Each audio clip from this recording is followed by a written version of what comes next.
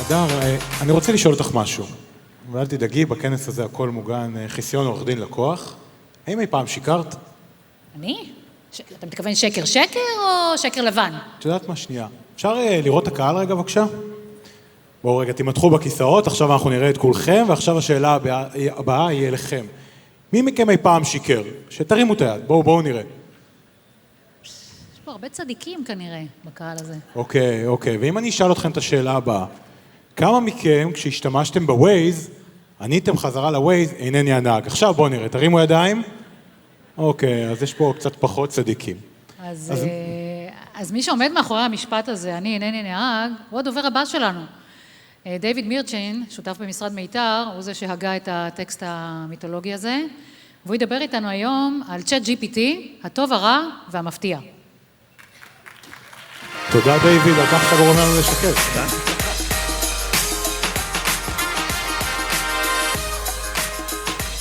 חבר'ה, תתעוררו.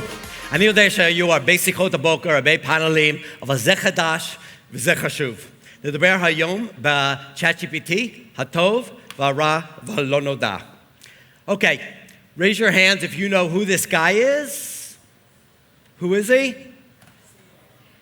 Sam Altman, nice Jewish boy from St. Louis. He's the CEO and founder of ChatGPT. He actually spoke from this exact stage a month ago. I can tell you, at least for me, I would not have been able to identify him a year ago, but that's no longer the case. He just finished his world tour, and he was able to meet with any world leader he wanted. He met with Herzog, met with Narendra Modi, Rishi Sunak, Macron, and for extra credit, if you know who the Prime Minister is of Spain. Anyone? Okay, he's not as famous as the person from ChatGPT, Pedro Sanchez. Okay, so the question is why?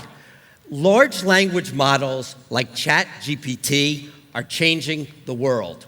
ChatGPT and AI are already changing the way we practice law and the way our companies operate. My role as outside counsel, and we get questions really every day on ChatGPT, on AI, is to advise you and your companies how to harness the benefit of AI while mitigating the risks. And that's what we'll talk about today. So we're going to talk about the most common use cases that people use ChatGPT and AI for. I think they can be divided into the following three categories.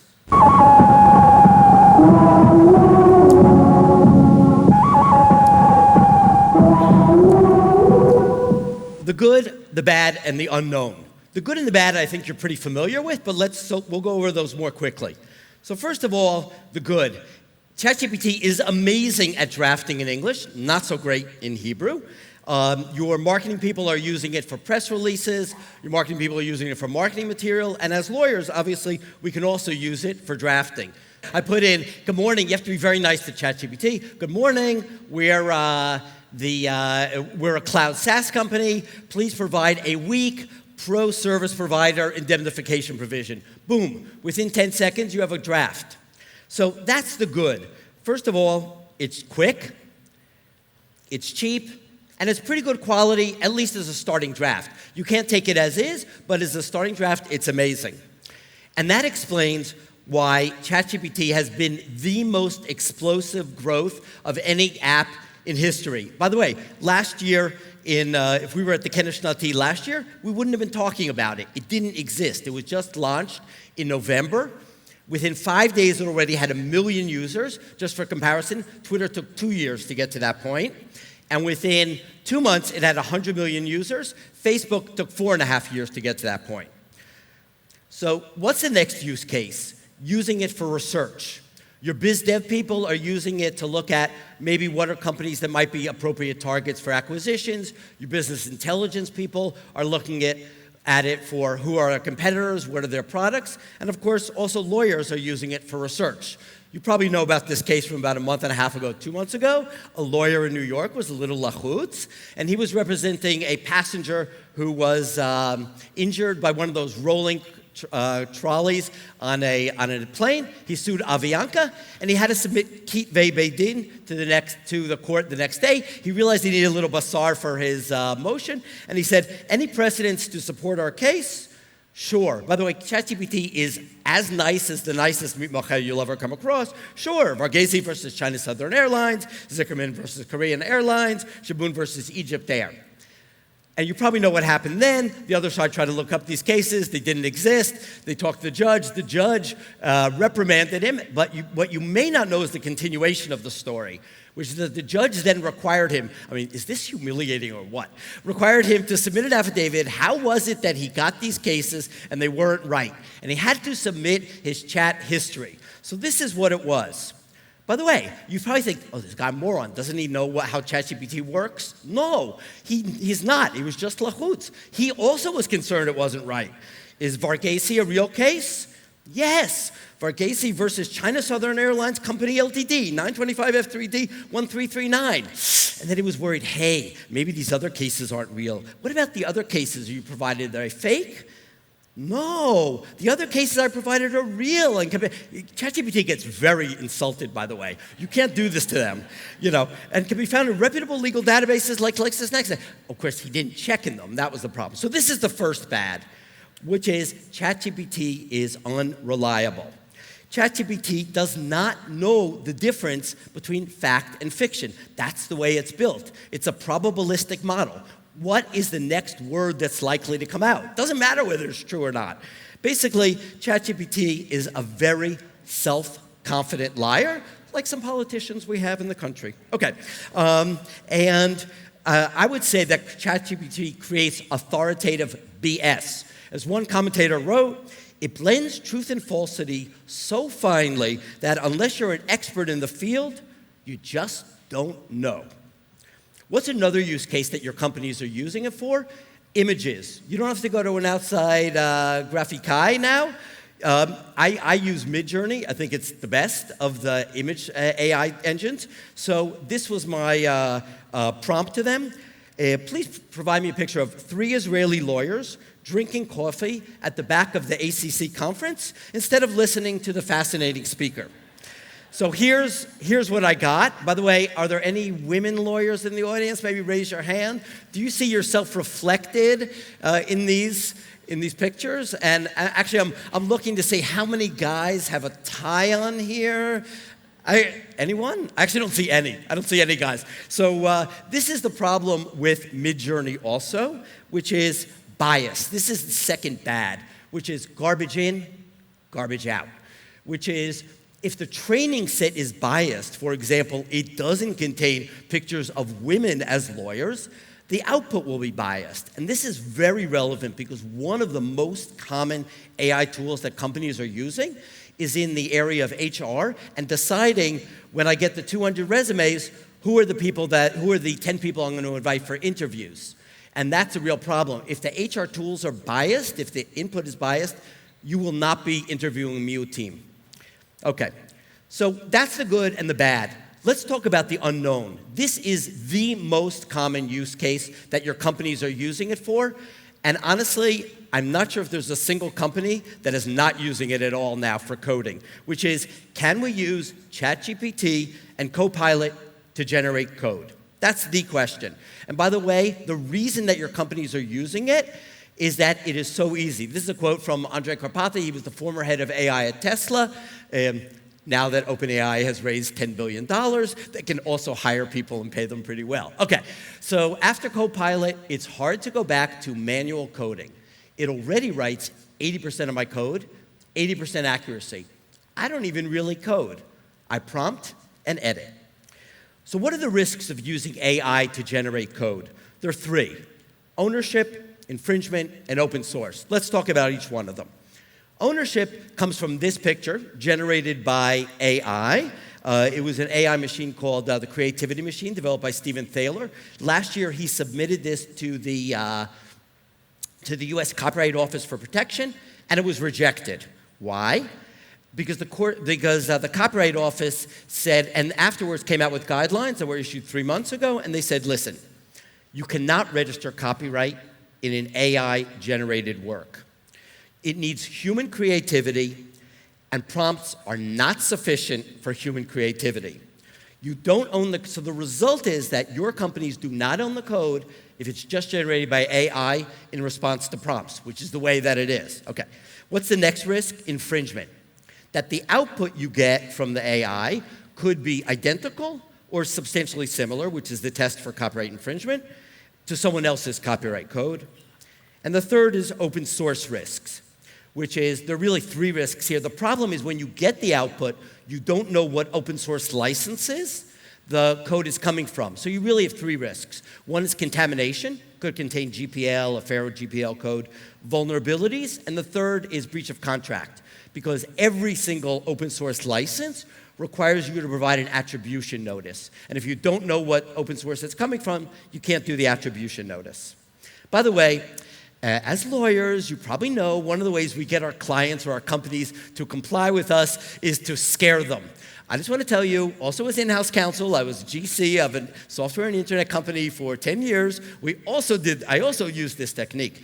But what I want to tell you is, because also another thing that we do is, of course, try to decide which risks are real and which ones are more theoretical. These risks are not just theoretical. There was a class action lawsuit filed in November 2022 by some excellent class action lawyers. And they claimed that Copilot and Codex, which is also the same engine, trained on copyrighted code. The defendants, Microsoft, GitHub, OpenAI, brought a motion to dismiss, and about 5 weeks ago, the court ordered it, and the court said that almost every claim can continue to the full trial. So this is not just a theoretical risk. These risks are real. So that's what's known. The risks are known. What's not known is the commercial impact. And that's something today we really don't know, which is, what's the impact on VC investments? What's the impact on M&A? If a buyer is looking at your company and they see that you've used AI for generating code in your product, is that something that will deter them from buying you? We don't know yet. So far it hasn't really happened, but that's a question. The other thing is a little more technical for everyone to be aware of, is that the mitzagim, that a lot of them were very routine before, you need to be very careful what they say. For example, if it says, my company is the owner or validly licenses all the IP in its products. In the past, not a problem. But what happens now if actually the code in the product was generated by AI and you're not the owner? At least you need to be aware of it. So what's my take on it? My take is that the benefits of using AI and ChatGPT far outweigh the risks, and you can mitigate the risks. That's what we're going to talk about the rest of today's talk. So I would say it comes down to the 10 commandments of how to mitigate risks. The first two have to do with policies. You need to have a policy. What input are you permitting people in your company to put into ChatGPT? And the output, what use can you make from it? The second is, this is not just a policy for Kastach, like many policies. This is not supposed to be locked in a drawer. This is a policy you actually want your employees to follow. You need to do training on it. The next 4 commandments have to do with coding, how you can mitigate the risks for coding. So the first is, even though you can't protect through copyright, think about ways that you can protect through trade secret policy, like NDAs. The fourth is to sit down with your developers and to say, listen, maybe we won't start by using generated AI in our core product. Maybe we'll use it in an optional feature. Maybe we'll use it in internal software like QA software or less important software that we have. The next is very important, which is Copilot has a feature, it's an optional feature, which allows you to filter, which provides that if more than 150 characters in the output matches or is a near match for the training set, it won't include that in the output. I think this is really important because it really reduces the chance of infringement. Can I repeat that? Yeah. So the way it works, there's an optional filter in Copilot which provides that the output, what they call suggestions, if there's more than 150 characters in the suggestions that are a match or a near match for something in its training set, it will not include that in the output, and therefore it reduces the chance of infringement. The next is to use SCA software, which is produced by Mend, White Source, SNCC, and this gives you the readout of all the open source you're using, and this is something that's really critical to include in the development process if you're not doing it already, because it'll deal with the open source issue. And then the seventh commandment is that you need to double check the output. You need to check whether it's infringing, whether it's defamatory, whether it's illegal. Then there are two commandments that are lavim, that are negative commandments. Don't upload trade secrets or confidential information to ChatGPT or personal information for the same reason, which is that the default for ChatGPT is that anything you put in the input goes part of their training set. So now your trade secrets are going to become part of the training set. Don't do that.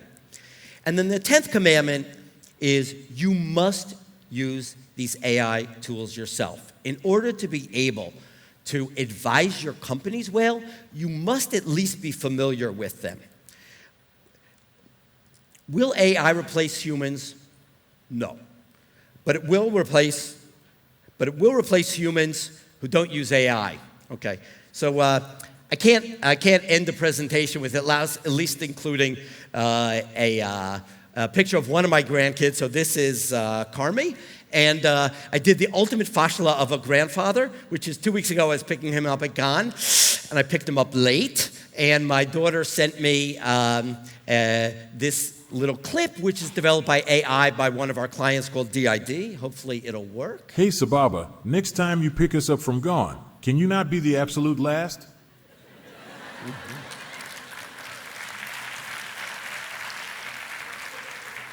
And finally, the 11th commandment, read our client updates on ChatGPT and AI. Thank you very much.